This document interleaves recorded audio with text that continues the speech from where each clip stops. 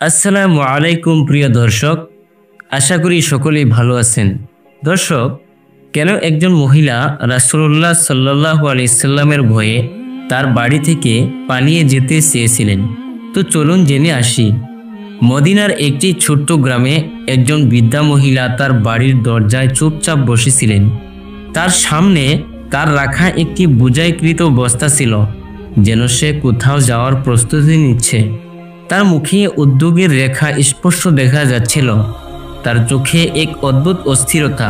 সে বারবার এদিক ওদিক তাকিয়ে রইল, যেন সে কোনো ভয়ে পালিয়ে যেতে চায়। ধীরে ধীরে সে উঠে বস্তাটি তুলে নেয় এবং হাঁটতে শুরু করে। তার পা থামকে যাচ্ছিল। একটু দূরে যাওয়ার পর সে ক্লান্ত হয়ে বসে পড়ে। ক্লান্ত নিঃশ্বাস ফেলে সে বিড়বিড় করে বলে, আমি জানি না আমি কি কখনো সেই লোকটির সাথে দেখা করব, এবং যদি সে কিছু বলে তাহলে আমার হৃদয়েও কি বদলে যাবে? তার হৃদয়ে কেবল একটি নাম প্রতিধ্বনিত হচ্ছিল, মোহাম্মদ। হ্যাঁ, একই নাম যা শুনলে আত্মা কেঁপে ওঠে, যার কথা সরাসরি হৃদয়ে যায়, যা একবার শুনলে ভুলে যাওয়ার কঠিন হয়ে পড়ে। বৃদ্ধার চোখে ভয় ছিল। আমি আর এই শহরে থাকার কথা ভাবতেও পারছি না। যত তাড়াতাড়ি সম্ভব আমাকে এই জায়গা ছেড়ে চলে যেতে হবে। সে উঠে ধীরে ধীরে হাঁটতে থাকে, কিন্তু তার মুখে অস্থিরতা তখনও ছিল। তার মনে এখনও প্রশ্ন ছিল, সে কখনো মুহাম্মদ সাল্লাল্লাহু আলাইহি সাল্লামের সাথে দেখা করেনি, কিন্তু তার নাম নিজেই তার আত্মায় আলোড়ন সৃষ্টি করেছিল। এই নামে এমন কি শক্তি ছিল যে যদি কেউ তার সাথে দেখা করে তবে এটি একজনের জীবন বদলে দিতে পারে, এবং যদি কেউ তার সাথে দেখা না করে তবুও এটি হৃদয়ের গভীরে কোথাও স্পর্শ করে। ঠিক সেই মুহূর্তে রাসূলুল্লাহ সাল্লাল্লাহু আলাইহি ওয়াসাল্লাম সেই রাস্তা দিয়ে যাচ্ছিলেন। তিনি সেই বৃদ্ধা মহিলাকে দেখতে পেয়ে থামলেন। তিনি বুঝতে পারলেন যে এই মহিলা কোথাও যাওয়ার প্রস্তুতি নিচ্ছেন, কিন্তু তাকে খুব দুর্বল দেখা যাচ্ছিলেন এবং তার বস্তাটি ভারী ছিল। নবীজি নরম এবং মায়ের কণ্ঠে বললেন, আম্মাজান, আপনি কোথায় যাচ্ছেন? বৃদ্ধা মহিলাটি একটু চমকে উঠলেন।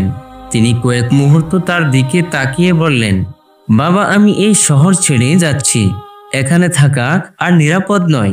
এখানে একজন জাদুকর এসেছে। সে তার কথা দিয়ে মানুষের হৃদয় আকর্ষণ করে। আমি চাই না আমার সাথেও একই ঘটনা ঘটুক।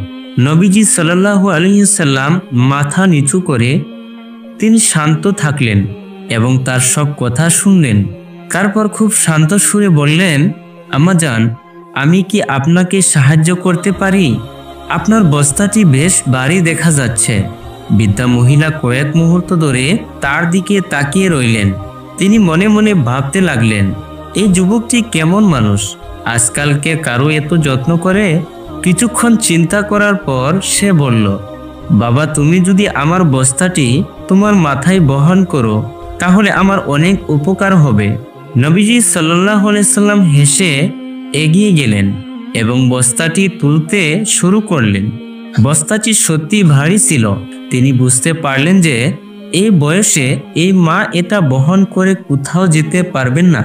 তিনি খুব মৃদু সুরে বললেন, আম্মাজান, আপনার বোঝাটা সত্যি ভারী এবং আপনি এখন বৃদ্ধ হয়ে গেছেন। যদি আপনি অনুমতি দেন তাহলে কি আমি আপনাকে আপনার গন্তব্য পৌঁছে দিতে পারি? এবার বৃদ্ধা মহিলাটি সম্পূর্ণ অবাক হয়ে গেলেন। এত মহৎ এবং দয়ালু ছেলে।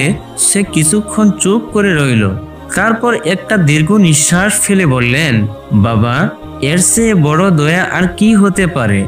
তারপর আল্লাহর রাসূল সাল্লাল্লাহু আলাইহি ওয়াসাল্লাম তার কাঁধে সেই ভারী বোঝাটা তুলে নিলেন এবং ধীরে ধীরে সেই মহিলার সাথে হাঁটতে শুরু করলেন। বৃদ্ধা মহিলা ক্লান্ত ছিলেন।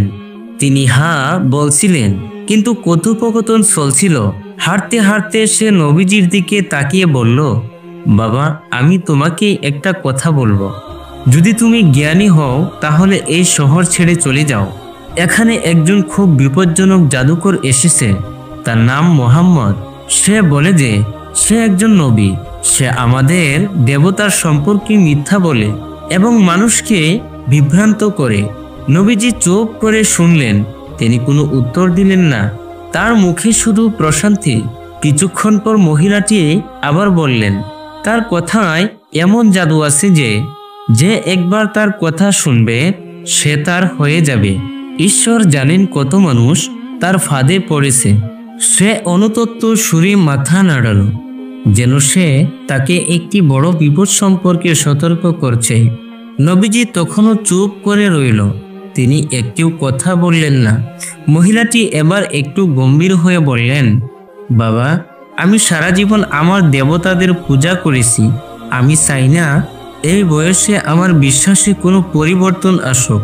আমিও আমার পূর্বপুরুষদের মতোই জীবনযাপন করতে চাই। আমি মুহাম্মাদের কথায় বিভ্রান্ত হতে চাই না। আমি তোমাকেও ব্যাখ্যা করছি, ছেলে, তার কাছ থেকে দূরে থাকো।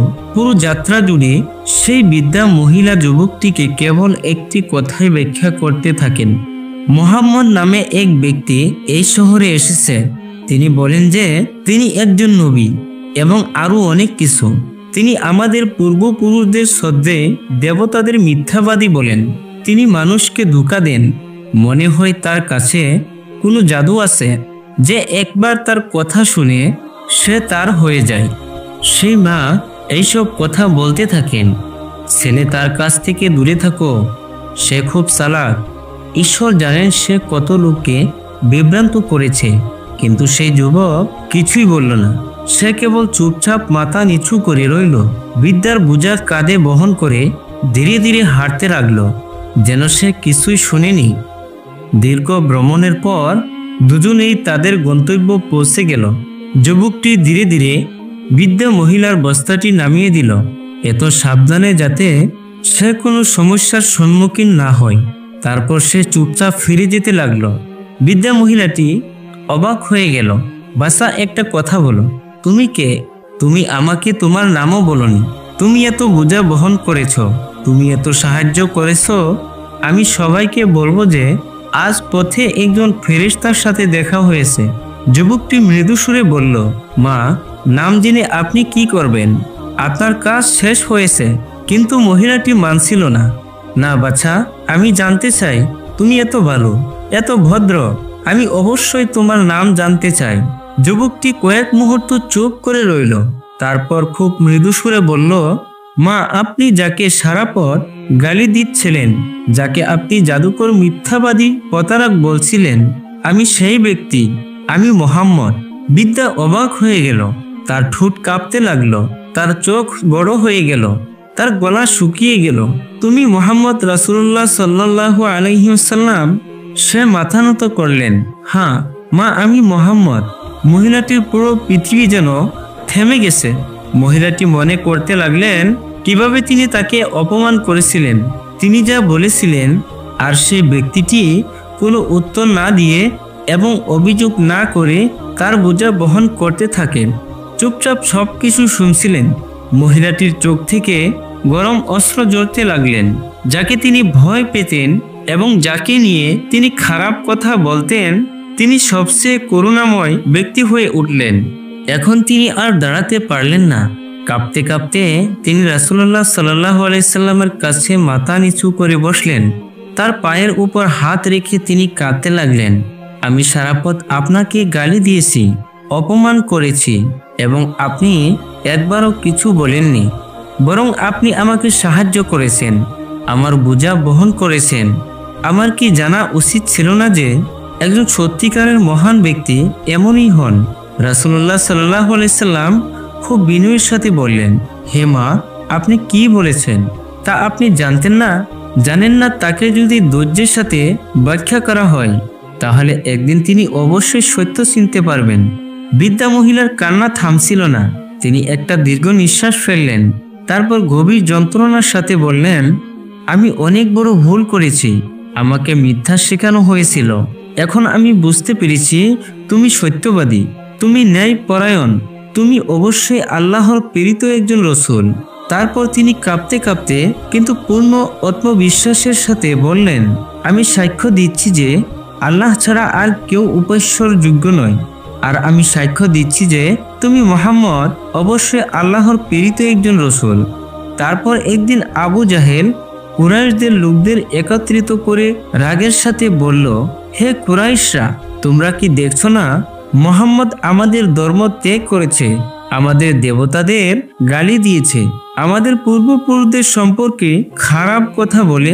তাই আজ আমি এই দেবতাদের সামনে শপথ করছি যে আগামীকাল আমি একটি বড় পাথর আনব এবং মুহাম্মদ যখনই সেজদায় যাবে আমি সেই পাথর দিয়ে তার মাথা এমনভাবে চূর্ণ করব যে তার মাথা ভেঙে যাবে। তিনি বললেন, যদি তুমি আমাকে সমর্থন করতে চাও তাহলে তাই করো, এবং যদি আমাকে শত্রুদের হাতে তুলে দিতে চাও তাহলে তা করো। পরে বনু হাশিম আমার সাথে যা ইচ্ছা তাই করতে পারে। এই কথা শুনে কুরাইশের নেতা আবু জাহিলকে বলল, আমরা তোমার সাথে আছি, আমরা তোমার সাথে বিশ্বাসঘাতকতা করব না। তোমার উচিত মুহাম্মদ সাল্লাল্লাহু আলাইহি সাল্লামকে কোনো চিন্তা না করে হত্যা করা। পরের দিন আবু জাহিল একটি খুব ভারী পাথর নিয়ে এসেছিল। তার উদ্দেশ্য ছিল বিপজ্জনক। সে কেবল সুযোগ খুঁজছিল। এখানে প্রিয় নবী সাল্লাল্লাহু আলাইহি সাল্লাম কাবার কাছে এসে নামাজ পড়তে দাঁড়িয়েছিলেন। অন্যদিকে কুরাইশের নেতারা তাদের ঘরে বসে অপেক্ষা করছিলেন যে কেউ এসে তাদের খবর দেবে যে মুহাম্মদ সাল্লাল্লাহু আলাইহি সাল্লাম আর এই পৃথিবীতে নেই।